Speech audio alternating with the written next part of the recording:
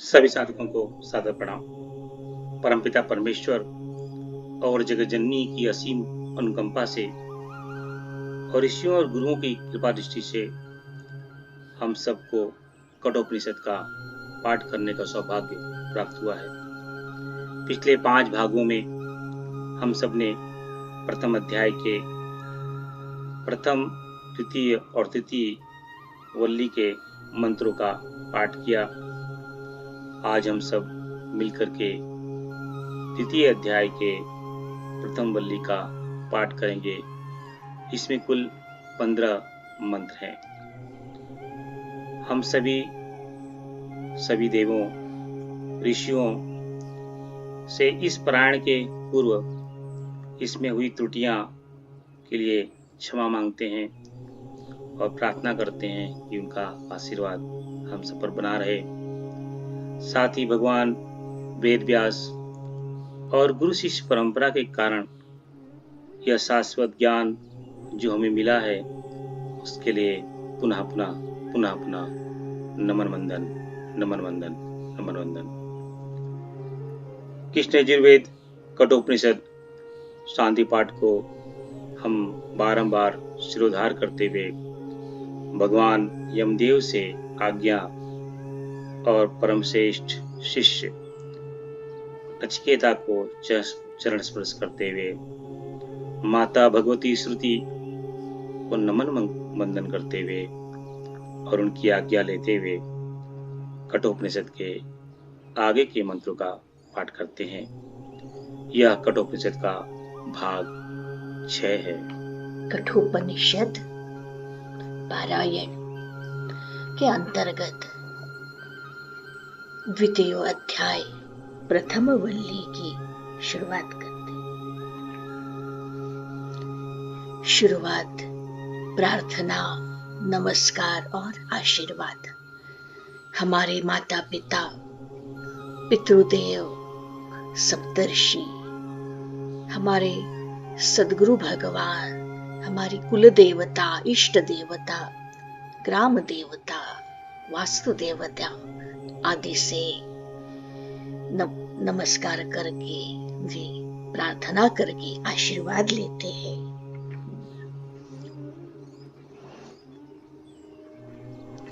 भगवान वेदव्यास जो सारे वेदों के जनक हैं, उनके चरणों में नमन वंदन। नमोस्तुते व्यास विशाल बुद्धे फुल्लारविंदा यतपत्र नेत्र येन त्वया भारत तैलपूर्णः प्रज्वालितो ज्ञानमय प्रदीप प्रज्वालितो ज्ञानमय प्रदीप व्यासाय विष्णुरूपाय व्यासरूपाय विष्णवे नमो वै ब्रह्मनिधये वासिष्ठाय नमो नमः वासिष्ठाय नमो नमः। भगवान विष्णु जो हम सभी के पालनहार है, हम सभी के आश्रय स्थान है, उनके चरणों में नमस्कार। ओम नमोऽस्त्वनन्ताय सहस्रमूर्तये सहस्रपादा शिशिरोरुबाहवे सहस्रनाम्ने पुरुषाय शाश्वते सहस्रकोटि युगधारिणे नमः सहस्रकोटि युगधारिणे नमः। पारायण की शुरुआत शांति पाठ से। ओम सहनाववतु सहनौ भुनक्तु सह वीर्यं करवावहै तेजस्विनावधीतमस्तु मा विद्विषावहै। ओम शांतिः शांतिः शांतिः। कठोपनिषद का ज्ञान जिनके संवाद के वजह से हम ग्रहण कर पा रहे हैं वे भगवान यमदेव और बालक साधक नचिकेत। उनको नमस्कार। ओम नमो भगवते वैवस्वताय मृत्यवे ब्रह्म विद्याचार्याय नचिकेतसे च। अथ द्वितीयो अध्यायः प्रथमावल्ली। पराञ्चिखानि व्यतृणत् स्वयंभूस्तस्मात् परां पश्यति नान्तरात्मनः कश्चिद्धीरः प्रत्यगात्मानः मैषदावृत्त चक्षुरमृतत्वमिच्छन्। भगवान यमदेव कह रहे हैं कि यह जो भी समस्त शरीर में जो भी इंद्रिय है, इनके जो द्वार है, हमारे स्वयंभू परमात्मा ने उन्हें बहिर्मुख करके रखे हुए। सभी द्वारों की जो दिशाएं है वो बाहर की ओर है, बही है। इसलिए यह जीवात्मा आत्मा है, परंतु शरीर रूपी जीव में जकड़ा हुआ यह जीवात्मा सिर्फ बाह्य विषयों को ही देख पाता है, क्योंकि उनके इंद्रियों के द्वारा वह इस जगत को देख रहा है। इंद्रियों के द्वार बाहर की ओर, इसलिए बाह्य विषयों का ही दर्शन वह कर पाता है। वह अंतरात्मा को नहीं देख पाता। वो अगर आप समझ लीजिए, एक दिशा में आप खड़े हैं तो आप उसी दिशा में देख पाएंगे। अगर आपको पीछे की ओर देखना है तो आपको पीछे मुड़ना पड़ेगा। वैसे ही अंदर की ओर आंखें नहीं है तो अंतरात्मा हमसे ओझल है। अमरत्व की आकांक्षा से, अभी जिन साधकों को अमरत्व की आकांक्षा है, इस अमृत तत्व को ग्रहण करने की, अमृत तत्व के पान करने की जिनकी आकांक्षा है, तो वो क्या करते हैं? वे अपनी नेत्रों पे, अपने चक्षुओं पे, वैसे ही अपने इंद्रियों पे संयम स्थापित करते हैं। और ऐसा कोई तो एक ही धीर पुरुष रहता है। धीर यानी संयमी पुरुष रहता है, ऐसा विरला पुरुष रहता है। जब उसका अपनी इंद्रियों रूपी चक्षुओं पे संयम आ जाता है तो वह अंतरात्मा को देख पाता है। अभी यहाँ पे अंतरात्मा को प्रत्यगात्मा यानी इस अंतरात्मा का उसे प्रत्यय आने लगता है। प्रत्यय यानी इस अंतरात्मा का अनुभव करने में सक्षम हो जाता है। देखना यानी जो हम देखते वैसा नहीं, उसको अनुभव करना। पराचः कामा ननुयन्ति बालास्ति मृत्योर्यन्ति विततस्य पाशम् अथ धीरा अमृतत्वं विदित्वा ध्रुवं ध्रुवेष्विह न प्रार्थयन्ते। यहाँ पे बाल यानी किसी बालक को नहीं कहा है। बाल यानी बाल बुद्धि, जिनकी बुद्धि छोटी है, जिनकी बुद्धि का विकास नहीं हुआ है, विवेक का अभी तक बुद्धि में कुछ स्थान नहीं है। वह बाल बुद्धि वाला व्यक्ति बाह्य भोगों का ही अनुगमन करता है, उनके ही बाह्य भोगों के ही पीछे पीछे जाता है। जब ऐसा यह व्यक्ति करता है तब वह मृत्यु के भयंकर पाश में फंसता है। पाश यानी बंधन, मृत्यु रूपी बंधन में ऐसे व्यक्ति फंस जाते हैं।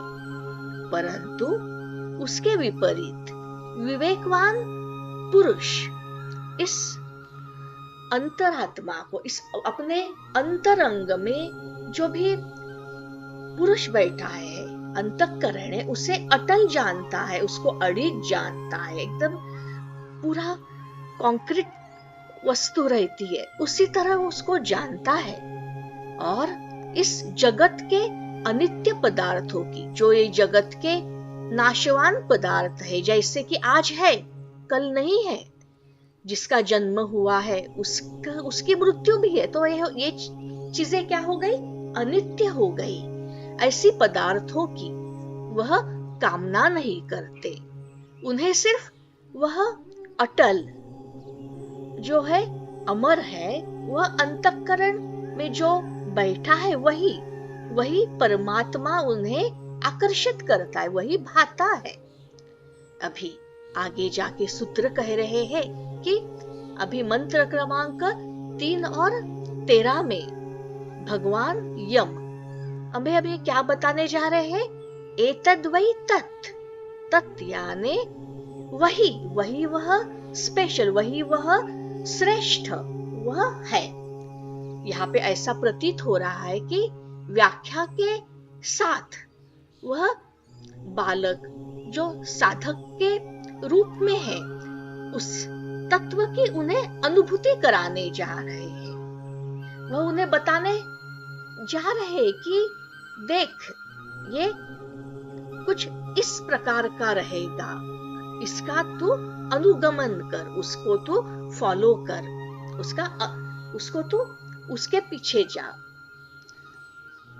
तथा उस तथ्य को दिखाते हुए कहते हैं, अरे यही है वह रहस्य, यही है वह विद्या, यही है वह आत्म तत्व, या आगे जाके उसे कहे यही है वह परमात्म तत्व, जिसे अरे मैं तुम्हें समझाना चाहता हूं और तुम भी उसे समझना चाहते हो। येन रूपम रसम गंधम शब्दान स्पर्शांश्च मैथुनाः एतेनैव विजानाति किमत्र परिशिष्यते एतद्वै तत् स्वप्नान्तं जागरितान्तं चोभौ येनानुपश्यति महान्तं विभुमात्मानं मत्वा धीरो न शोचति। जिस अंतश्चेतना के अनुग्रह से अंतश्चेतना, श्रेष्ठ चेतना, परम चेतना, वह परमात्मा हो या भगवान, परम भगवान श्री गुरुदेव हो, उनकी अनुकंपा होने के उपरांत उनके अनुग्रह से मनुष्य शब्द, स्पर्श, रूप, रस, गंध आदि इन इंद्रिय सुखों का अनुभव करता है, परंतु उसे यह उपरति होने लगती कि अभी इन सुखों का अनुभव करने के बाद में क्या, ये तो नाशवान है, इनका तो मैंने भोग कर लिया, इनका तो मैंने इस रस का ग्रहण मैंने कर लिया, अभी इसके बाद क्या, इसका अनुभव करता है। फिर से हमारे दयालु भगवान की अनुकंपा होती है, तो उनके अनुग्रह से वह ये भी जान लेता है कि क्या अभी इसके बाद क्या अवशिष्ट रहता है, अभी इसके बाद क्या शेष रहने वाला है। इन सुखों का भोग करने के बाद जो भी कुछ शेष रहेगा, जो भी कुछ बचा रहेगा, जो रह जाता है, जैसे हम सब्ट्रैक्शन करते हैं मैथमेटिक्स में, उसके बाद जो बाकी बचती है, जो बचा हुआ क्या है, उसको वो जानता है, जो रह जाता है अथवा उसको जो जानता है, वही है वह आत्म तत्व अथवा परमात्म तत्व है। जिस चेतना के द्वारा, जिस चेतना की अनुकंपा होने के बाद मनुष्य जागृत तथा स्वप्न दोनों स्थितियां है।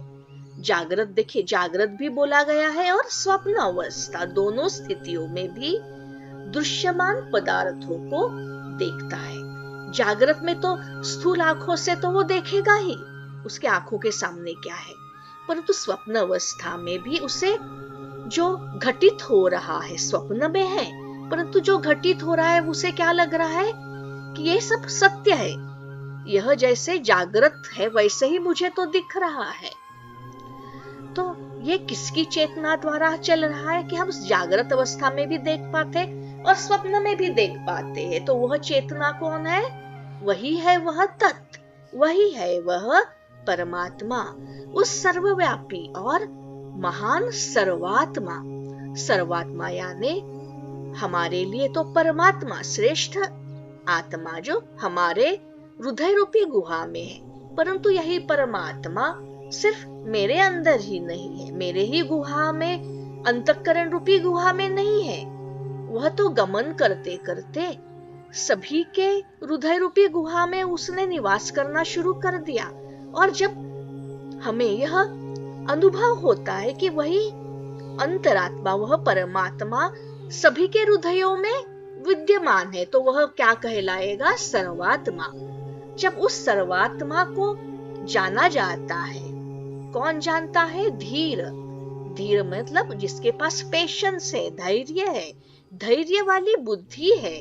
तो ऐसा धीर पुरुष किसी भी स्थिति में शोक नहीं करता, शोक में नहीं पड़ता। किसी भी नाशवान परिस्थिति हो, वस्तु हो, अपना कुछ सर्वस्व हो, उसी के लिए वह शोक नहीं करते। यह इमं मध्वदं वेद आत्मानं जीवमन्तिका ईशानं भूतभव्यस्य न ततो विजुगुप्सते एतद्वै तत्। यः पूर्वं तपसो जातमद्भ्यः पूर्वमजायत गुहां प्रविश्य तिष्ठन्तं यो भूतेभिर्व पश्यत एतद्वै तत्। जो पुरुष जीवन प्रदान करने वाले, जिससे जीवन मिलता है, परमात्मा से जीवन मिलता है, जीने योग्य श्रेष्ठ कर्म रूपी जीवन मिलता है, कर्मफल प्रदान करने वाले, हमारे अच्छे कर्मों का, अभी हम यहाँ सिर्फ अच्छे कर्मों की बात करेंगे, श्रेष्ठ कर्मों की, श्रेष्ठ कर्मों के हमें श्रेष्ठ फल भी प्रदान करते हैं वह परमात्मा, जो भूत भविष्य एवं वर्तमान काल में ईशान कहा गया है परमात्मा को।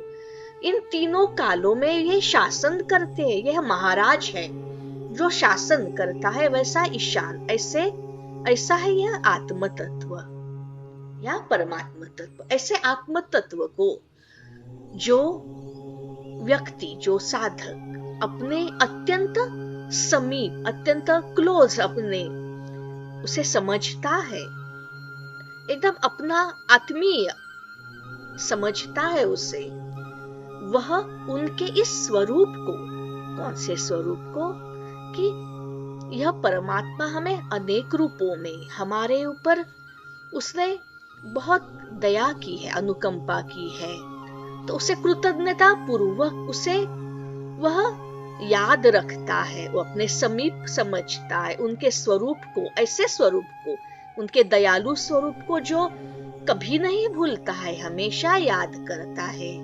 वह व्यक्ति किसी की निंदा नहीं करता, किसी को बुरा नहीं बोलता और किसी से वह घृणा भी नहीं करता, द्वेष नहीं करता है।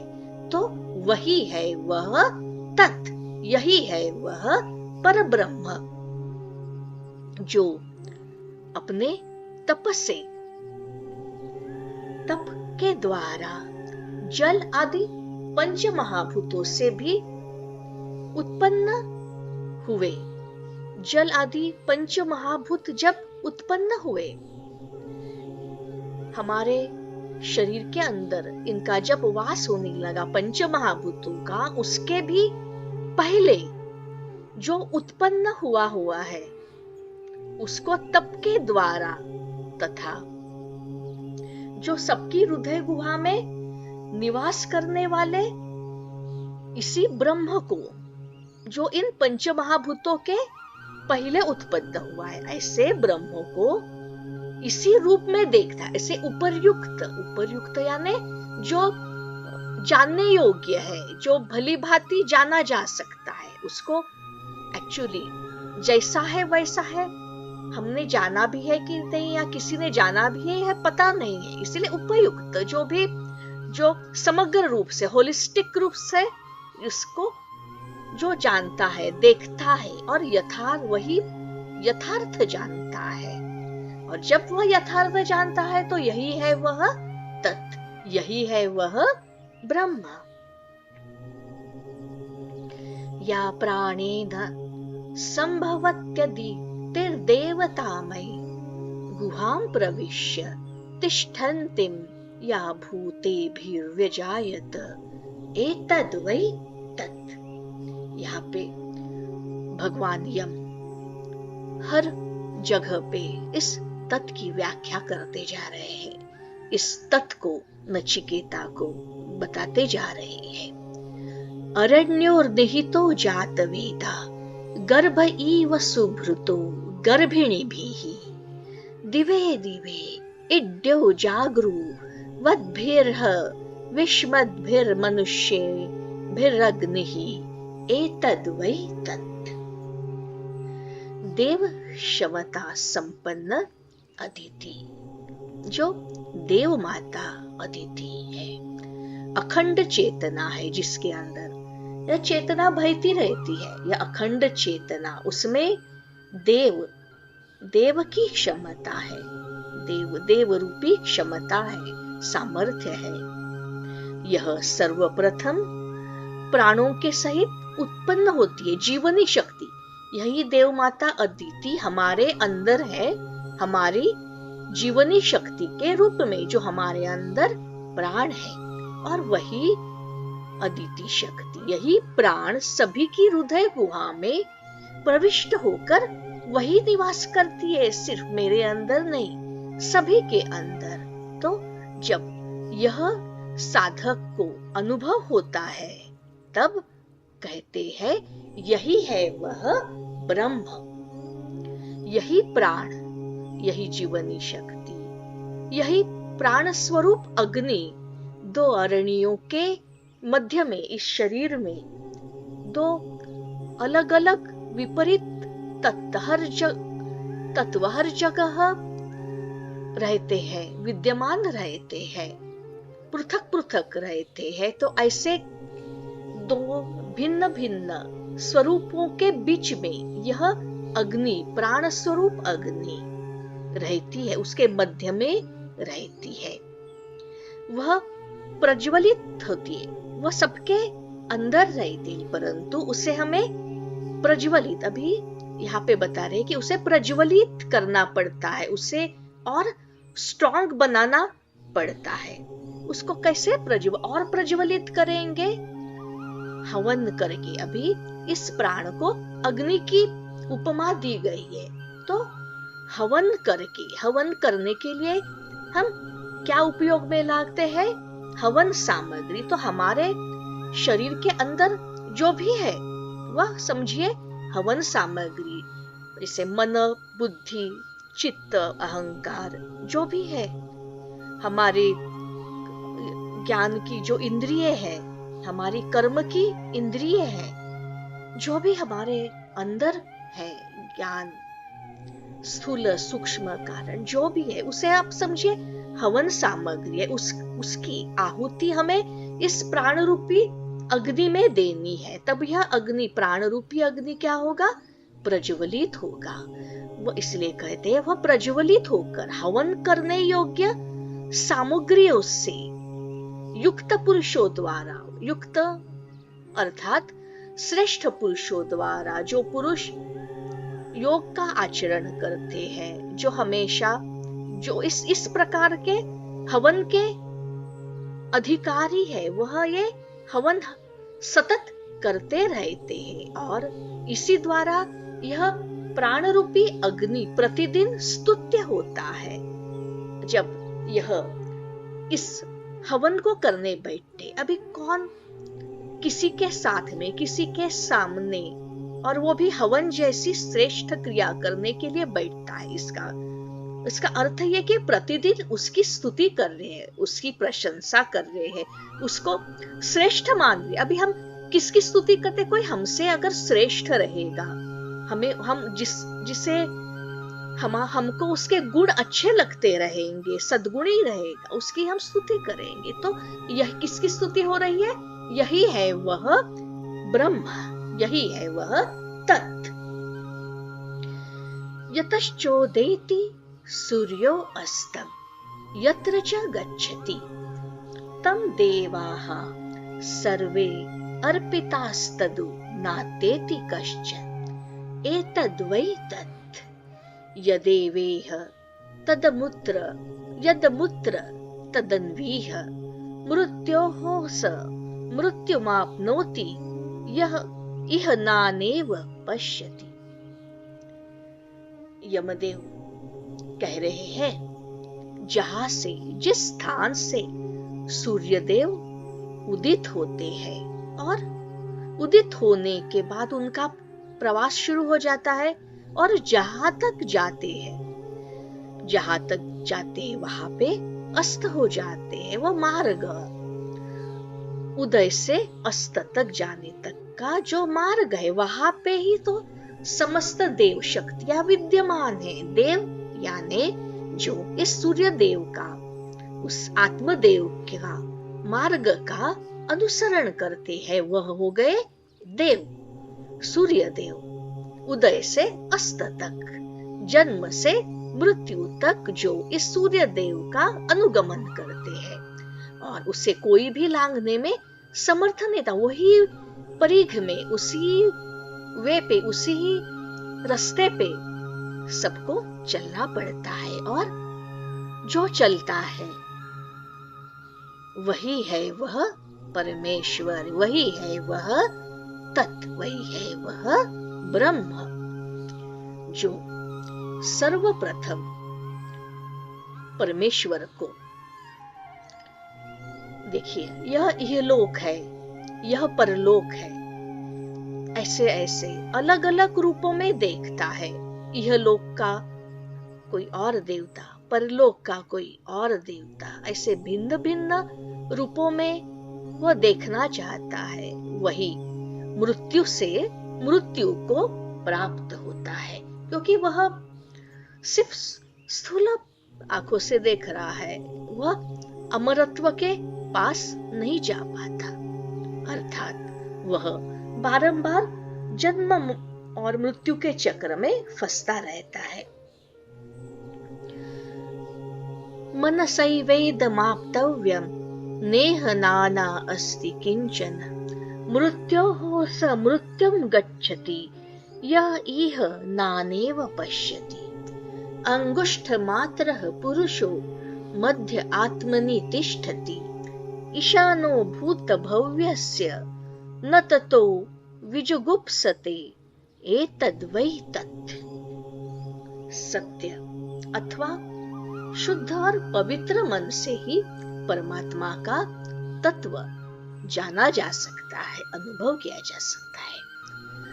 इस संसार में ईश्वर के अतिरिक्त, परमेश्वर के अतिरिक्त कहा जाए तो कुछ भी नहीं है, परंतु जो व्यक्ति इसमें भिन्नता देखता है वह मृत्यु से मृत्यु का ही वर्ण करता है। वह परमात्मा को एक ही रूप में यह सृष्टि परमात्मा ने ही बताई है। वह परमात्मा, वह शक्ति, वह सृष्टि ऐसा भिन्न भिन्न रूपों में वो जानता है। सब कुछ परमात्मा है ऐसा उसे नहीं समझ में आ रहा है, तो वह मृत्यु से मृत्यु का वर्ण करता है। जो परम पुरुष अंगुष्ठ परिमाण में, अंगुष्ठ का स्वरूप है, अंगुष्ठ का अंग है परम पुरुष का, परमात्मा का।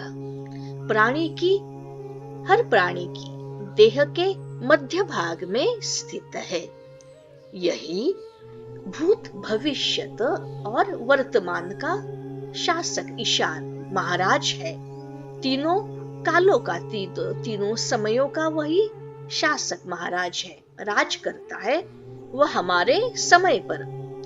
उसे इस प्रकार जान लेने के बाद, जब हमने उसे जान लिया कि यही सर्वश्रेष्ठ है, ऐसा अगर जब जान लेते हैं, तो ऐसा जानने वाला प्राणी न किसी की निंदा करता है और न किसी से द्वेष करता है, किसी की घृणा करता है। यही है वह ब्रह्म तत्। अंगुष्ठ मात्रः पुरुषो ज्योतिरिवा धुमकः ईशानो भूत भव्यस्य स एवाद्य स उष्वः एतद्वै तत्। वह अंगुष्ठ, अंगूठे जैसा, अंगूठे के परिमाण वाला परमात्मा, धुएं से रहित प्रखर ज्योति, धुआं नहीं है, धुंधला नहीं है, इसलिए एकदम क्लियर प्रखर ज्योति के समान है, जो सब पर शासन करता है, सब पर राज करता है। वह नित्य है, सतत सनातन ब्रह्म। जैसा कल था वैसा ही आज भी है, कुछ परिवर्तन ही नहीं उसके अंदर। यही है वह तत्, यही है वह परब्रह्म। यथोदकं दुर्गम वृष्टं पर्वतेषु विधावति एवं धर्मान् पृथक् पश्यन् स्थानेवानुविधावति। जिस प्रकार वर्षा का जल सर्वप्रथम ऊंचे शिखरों पे, पर्वतों के चोटी के ऊपर गिरता है, दुर्गों के ऊपर गिरता है, वहां से उसके बाद बहते बहते पहाड़ के नीचे विभिन्न उसके निचले स्थलों में वह जल चला जाता है। वैसे ही यहाँ पे भिन्न भिन्न प्रकार के धर्म संप्रदाय हैं। उन विभिन्न धर्म संप्रदायों को मानने वाले, उनके ऊपर निष्ठा रखने वाले, विभिन्न स्वभाव वाले मनुष्य, असुर और देव रहते हैं। वह जो इस परमेश्वर को, जिसका एक ही स्वरूप है, उसे भिन्न भिन्न देखता है, भिन्न भिन्न रूपों में देखता है। और भिन्न भिन्न जैसे रूप होए तो मार्ग भी भिन्न भिन्न हो गए। भिन्न भिन्न मार्गों का हर एक अलग अलग व्यक्ति, अभी एक व्यक्ति ने, अलग अलग व्यक्ति उनका अनुगमन करता है। तो अर्थात क्या हो जाएगा, ये जल था, पहले शिखरों से आ गया, तब ये जल बिखर गया नीचे आके। तो इस बिखरे जल की तरह यह मनुष्य विभिन्न देव, असुर आदि के लोकों में और योनियों में भटकता रहता है। ऐसा हमारे भगवान यमदेव का कथन है। यथोदकम शुद्धे शुद्धमासिक्तम तादृगेव भवति एवं मुने विजानत आत्मा भवति गौतम। हे गौतम, हे नचिकेता, जिस प्रकार शुद्ध जल, निर्मल जल सिंचित होता है, सर्वप्रथम बरसात का जल जब आसमान से नीचे गिरता है, वो जब तक गिरता नहीं है धरती पर, तब तक वो एकदम शुद्ध, पवित्र, निर्मल जल रहता है। परंतु जब सिंचित होता है, तब जहां जाता है उसी रूप में बदल जाता है। नीचे आते ही उसके अनेक प्रकार विशुद्धियां उसमें जब मिक्स हो जाती है, मिश्रित हो जाती है, तो और या जहां पे गिरेगा उस रूप में उसका स्वरूप बदल जाता है उस जल का। इसी प्रकार ज्ञानी इस तथ्य को जब समझ लेता है, इस मार्ग को समझ लेता है कि यह शुद्ध जल रूपी तत्व, आत्म तत्व का प्रवास कैसे होता है, जब जाना जाता है तो उसी की आत्मा भी उसी प्रकार हो जाती। तो यह जो इस प्रकार को जानता है तो उसका जो आत्म तत्व रहता है वो जल के माफिक तरल हो जाता है, जहां भी उसको बिठाओ वैसे ढल जाता है, वह एकदम लचीला बन जाता है, उसका अंतःकरण लचीला बन जाता है। तो फिर कौन सा सुख कौन सा दुख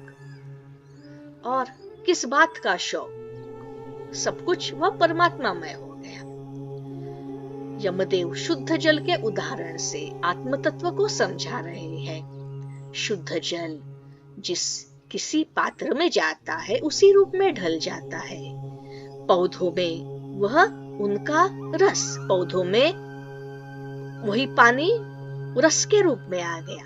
प्राणियों में वही जो तत्व था, वो इसेंस था, उसका क्या बन गया, प्राणियों में रक्त बन गया, उसे कोई विकार नहीं होता है।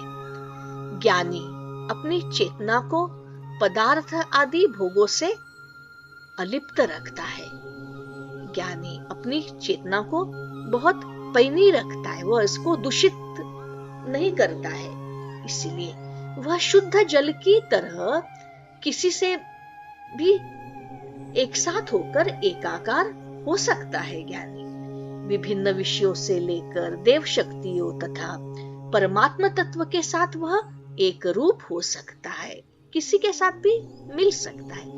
नचिकेता उसी अलिप्त रहने की क्षमता से संपन्न साधक को कहा जाता है। अभी देखिए नचिकेता यहाँ पे एक व्याख्या के स्वरूप पे हमारे सामने आ रहे हैं। नचिकेता भी सिर्फ व्यक्ति नहीं रहा, नचिकेता एक डेफिनेशन हो गया, ऐसा व्यक्ति जो जिसके अंदर अलिप्त रहने की क्षमता है, कुछ भी विकार उसको चिपकते नहीं है, चिकते नहीं है। ऐसा जो साधक है, लचीला साधक, उसी को नचिकेता कहती है। उसको ही सत्पात्र समझकर ऐसे साधक को यमदेव ने सत्पात्र समझा कि यही विद्या देने योग्य व्यक्ति, योग्य साधक है यह विद्या, इसलिए उसी को ही उपलब्ध कराते हैं। आज का पारायण यही रोक देते हैं। आगे शांति पाठ की ओर। ओम सहना भवतु सहनौ भुनक्तु सह वीर्यं करवावहै तेजस्विनावधीतमस्तु मा विद्विषावहै। ओम शांति शांति शांति। ओम नमो भगवते वैवस्वताय मृत्यवे ब्रह्म विद्याचार्याय नचिकेतसे च। इति द्वितीयाध्याये प्रथमवल्ली समाप्त। तस्मै श्री गुरुवे नमः। तस्मै श्री गुरुवे नमः। तस्मै श्री गुरुवे नमः। कृष्ण यजुर्वेदी कठोपनिषद के द्वितीय अध्याय के प्रथम वल्ली का हम सब ने पाठ किया। हम सब ने देखा कि भगवान यमदेव नचिकेता से कहते हैं कि यह परमात्मा है उस परमात्मा ने समस्त इंद्रियों को बहिर्मुख बनाया है, यानी बाहर की तरफ बनाया है। इसलिए जीवात्मा सदैव बाह्य विषयों की देखती है, उसकी बाहर की तरफ भी देखती है, अंतरात्मा को नहीं देखती है। क्योंकि जो चक्षु है, जो नेत्र है, जो स्रोत है, वो सब बाह्यमुखी है, बाहर की तरफ ही देखती है। इसलिए वह अंतर आत्मा को देख नहीं पाती है।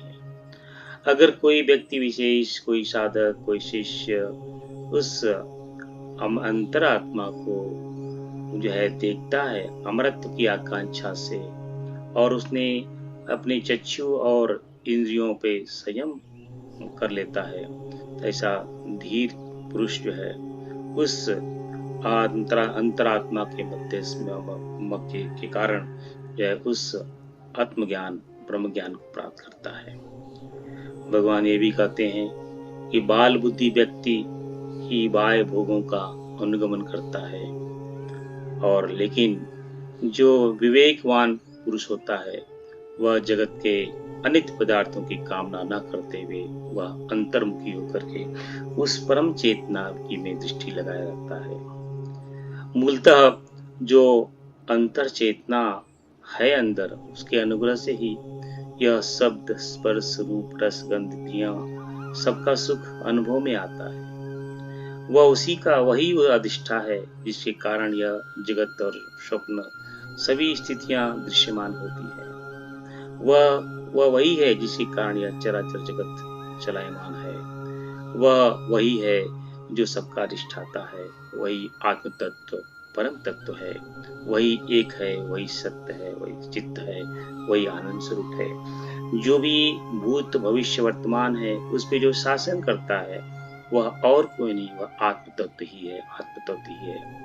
जो ये पंचभूतों से भी पूर्व उत्पन्न हुआ है, जो सभी की गुहा, हृदय गुहा में समाया हुआ है, वह और कोई नहीं, वह आत्म तत्व, परम तत्व ब्रह्म ही है, ब्रह्म ही है, और वही ब्रह्म है, और वही ब्रह्म है, यही वही ब्रह्म है। भगवान जो है यमदेव यह कहने का चीज बताते हैं नचिकेता के माध्यम से, हम सबको मार्गदर्शन करते हुए कहते हैं चराचर जगत में एक ही सत्य है, वह है परम चेतना, पर ब्रह्म परमेश्वर ओमकार, और उसके अलावा और कुछ भी नहीं है, कुछ भी नहीं है, जो कुछ भी नहीं है। भगवान आगे बताते हुए कहते हैं कि जो देव क्षमता के कारण जो अदिति है, माँ अदिति, और उनके जो चेतना है, और जो है वह चेतना वह सभी के हृदय गुहा में प्रवेश करती है, वह और कोई नहीं, वह ब्रह्म चेतना ही है, ब्रह्म चेतना ही है, ब्रह्म चेतना ही है। जैसे यज्ञ के समय अग्नि में दो अरणियों के का से घर्षण से अग्नि प्रज्वलित की जाती है, वह अग्नि और कोई नहीं है, वह परम सत्य परमेश्वर परम ब्रह्म ही है, परम ब्रह्म ही है। हवन में जो सामग्रियां दी जाती है और इसको जो पुरुष ग्रहण करता है वह और कोई नहीं है, वह पर ब्रह्म परमेश्वर परम चेतना पर ब्रह्म ही है, परम ब्रह्म ही है। जो यह सूर्य भगवान उदय होते हैं और अस्त रहते हैं, और जो भी दैवी शक्तियां हैं जो अपनी सभी शक्ति का प्रदर्शन करती हैं, उनमें जो सामर्थ्य है, जो उनकी सब मर्यादा है, वह मर्यादा वह उस परम चेतना पर ब्रह्म परमेश्वर के कारण ही है। वह सब उसी का पालन करते हैं, उस परम चेतना की मर्यादा का ही पालन करते हैं। वही वह परम ब्रह्म है, वही पर ब्रह्म है। यह जो भी व्यक्ति विशेष यह लोक और परलोक में ब्रह्म को जानने की चेष्टा करता है, वह तो मृत्यु से मृत्यु को ही प्राप्त होता है, यानी जन्म मरण के भव सागर में बारंबार इसी चक्र में लगा रहता है। इस जगत में ब्रह्म के अलावा कुछ भी नहीं है। यही परम सत्य है, यही परम सत्य है, यही परम सत्य है। जिस व्यक्ति विशेष को, जिस साधक को, जिस जिज्ञासु को, जिस मुमुक्षु को यह ज्ञान हो जाता है, उस परम चेतना परम ब्रह्म से वह एक निष्ठ हो जाता है।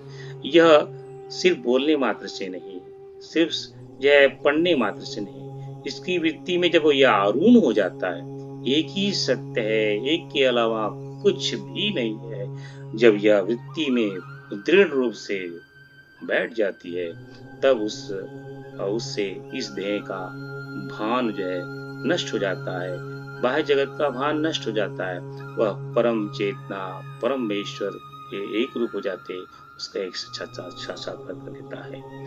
परम पुरुष वो जो परमात्मा है, वह सभी प्राणियों में अंगुष्ठ मां ज्योति स्वरूप में हृदय आकाश में भूत भविष्य वर्तमान का शासक बन करके रहता है। वही परब्रह्म परमेश्वर है, जो आज भी है, जो कल भी है, जो आगे भी रहेगा। वही एक परम सत्य है, वही एक परम सत्य है, वही एक परम सत्य है।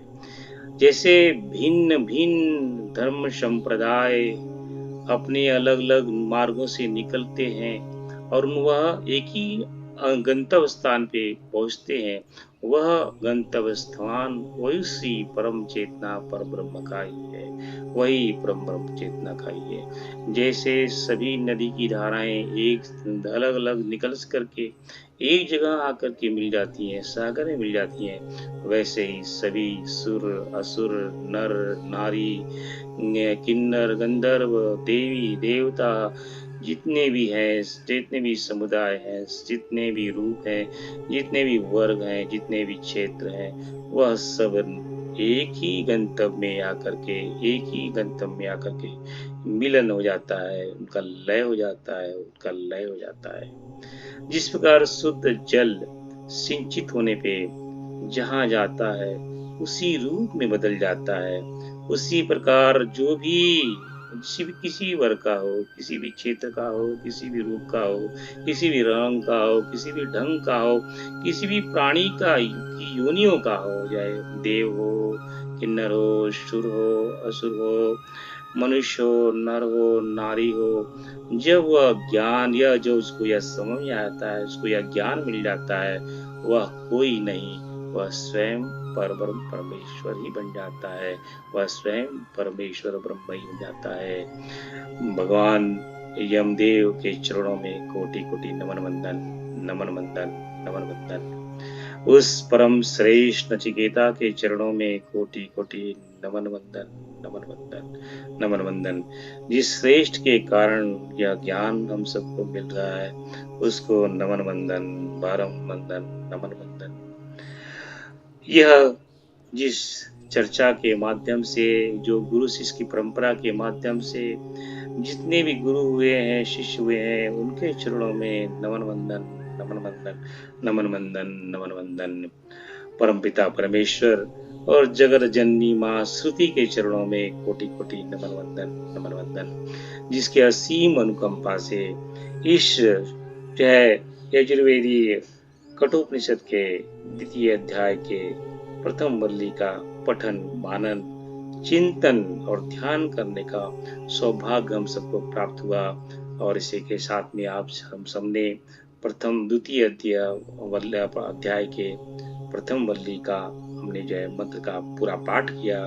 इन पाठ के में जो क्षमता मिली, जो माँ सरस्वती ने जो इसका जो है उच्चारण करवाया, माँ सरस्वती के चरणों में कोटि कोटि नमन वंदन, नमन वंदन, नमन वंदन। तस्मै श्री गुरुवे नमः, तस्मै श्री गुरुवे नमः, तस्मै श्री गुरुवे नमः। इदं गायत्रीदं नमः, इदं गायत्रीदं नमः, इदं गायत्रीदं